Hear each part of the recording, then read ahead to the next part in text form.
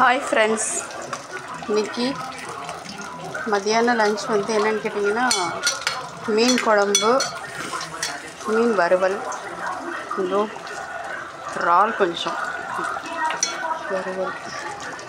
மண் சட்டியில் வச்ச குழம்பாடா நல்லாயிருக்கும். அந்த காலத்துலலாம் மண் சட்டியில் தானே அம்மியில் வச்சு அரைப்பாங்க. அம்மிலாம் இருக்குது வீட்டில். அரைச்சிக்கணும், கைக்கெல்லாம் எக்ஸசைஸ் கிடைக்கும். ஒரு துவையல் அரைச்சிக்கலாம், சட்னி அரைச்சிக்கலாம், இஞ்சி பூண்டு அரைச்சிக்கலாம், ரசத்துக்கு நுணுக்கிக்கலாம். சரிங்களா? ஸோ இது எல்லாமே நல்லாயிருக்கும். பாருங்க, மீன் மாங்காய் போட்டு மீன் குழம்பு.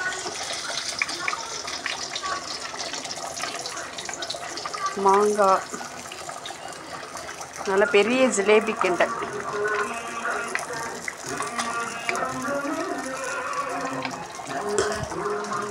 நல்லா சுட சுட சாதம் அடித்து இந்த மாதிரி சட்டியில் அரைச்சி மீன் குழம்பு வச்சுட்டு இலை போட்டு இலையில் சாப்பிடும்.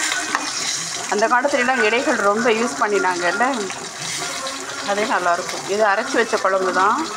இதை நம்ம பொறுமையாக செய்யணும். ஏன்னா நம்ம ஆரோக்கியத்துக்காக தான் நம்ம சாப்பிட்றோம். நம்ம வாழ்க்கைக்காக உணவு ரொம்ப தேவை. உணவுக்காக வாழ்க்கை இல்லை, வாழ்க்கைக்காக உணவு. ஸோ அதை நம்ம கரெக்டாக ப்ராப்பராக செஞ்சு சாப்பிட்றோம். சரிங்களா? அப்புறம் இது எல்லாம் முடியுது.